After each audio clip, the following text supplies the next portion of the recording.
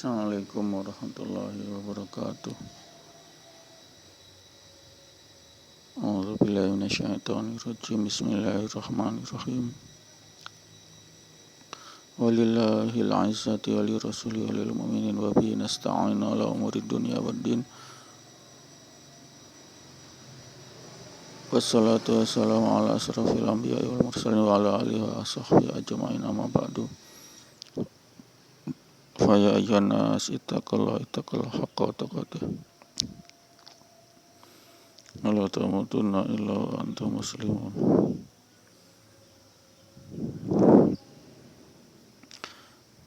Asyhadu an la ilaha illallah wahdahu la syarika lahu, lahul mulku wa lahul hamdu, yuhyi wa yumiitu wa huwa ala kulli syai'in qadir. Asyhadu anna Muhammadan abduhu wa rasuluhu la nabiyya ba'dahu. Pendengar yang dirahmati Allah, puja dan puji syukur tersampaikan senantiasa kepada Zat yang Maha Tinggi, Zat yang Maha Mulia, Zat yang Maha Luhur, Zat yang tidak ada yang bisa menyamainya, yakni Allah Subhanahu wa Ta'ala, yang dengannya telah diberi kita kekuatan, nasrullah, pertolongan Allah untuk senantiasa kita mampu menjalankan mulai ibadah kita, yakni ritual penyembahan pensucian Allah. Hakikat daripada Islam yakni ritual penyembahan kepada Allah, pensucian Allah yakni salat 5 waktu berjamaah di masjid. Itulah inti dari Islam. Tidak ada amalan yang melebihi daripada pahala salat 5 waktu berjamaah di masjid. Ini pendengar yang dirahmati Allah,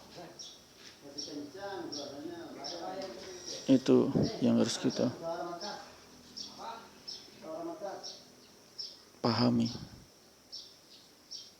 Tidak ada pahala yang melebihi daripada ibadah salat 5 waktu berjamaah di masjid. Karena salat itu adalah inti umul ibadah, agama. Ada ritual ada penyembahan kepada Zat yang Maha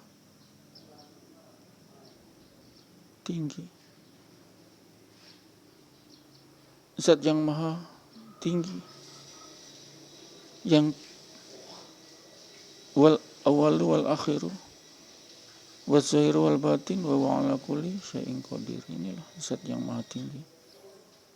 Didefinisikan sebagai wal awalu wal akhiru wal zahiru wal batin wa huwa ala kulli syai'in qadir. Dan dialah yang awal, yang akhir, yang lahir dan yang batin, dan dialah yang berkuasa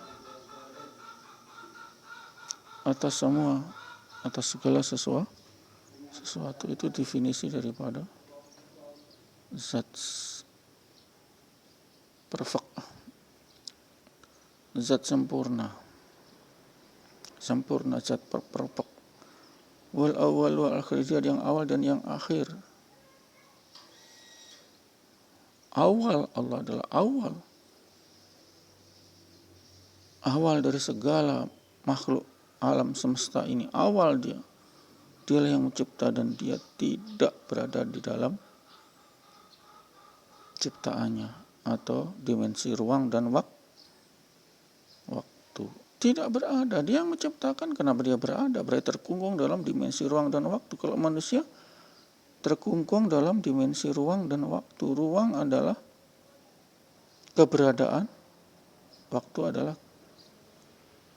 saat peristiwa. Makhluk itu terkungkung dalam dimensi ruang dan waktu. Berada di mana? Kapan? Di mana dan kapan, inilah. Dia zat di mana dan kapan. Di mana dan kapan, inilah yang menjadi pertanyaan kita. Di mana dia?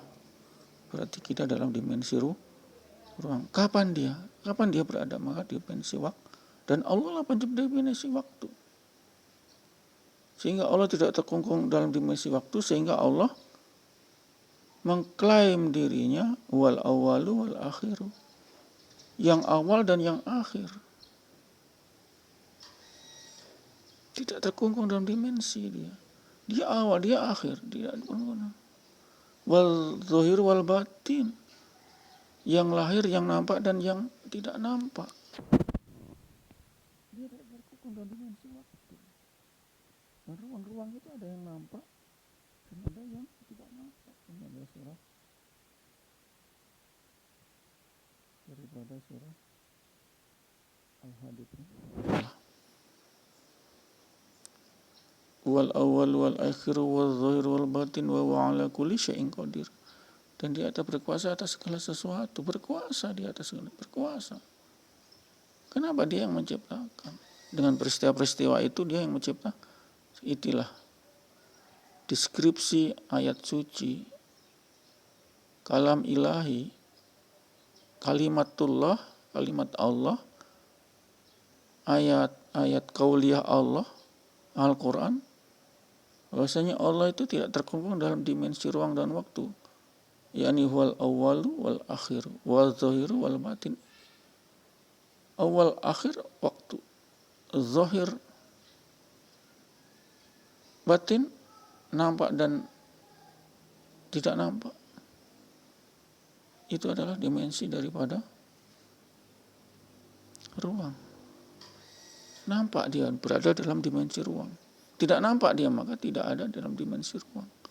Sehingga Allah itu awalu wal akhiru, wal zahiru wal batin, wal batin wal zahiru, wal zahiru wal batin, yang nampak dan yang tidak nampak. Wa huwa ala kulli syai'in qadir, di atas segala sesuatu berkuasa, atas segala sesuatu berkuasa. Manusia dikuasai oleh Allah.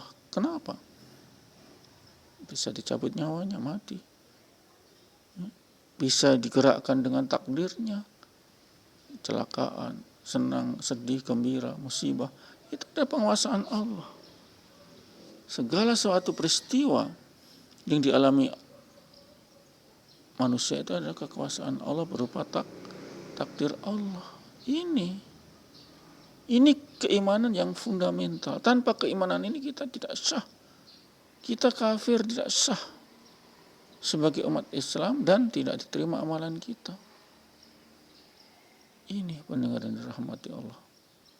Makna hakiki daripada surah Al-Hadid ini. Wal awal wal akhir wal zahir wal batin wa huwa ala kulli syai'in qadir, dan Allah atas segala sesuatu berkuasa, atas segala sesuatu berkuasa.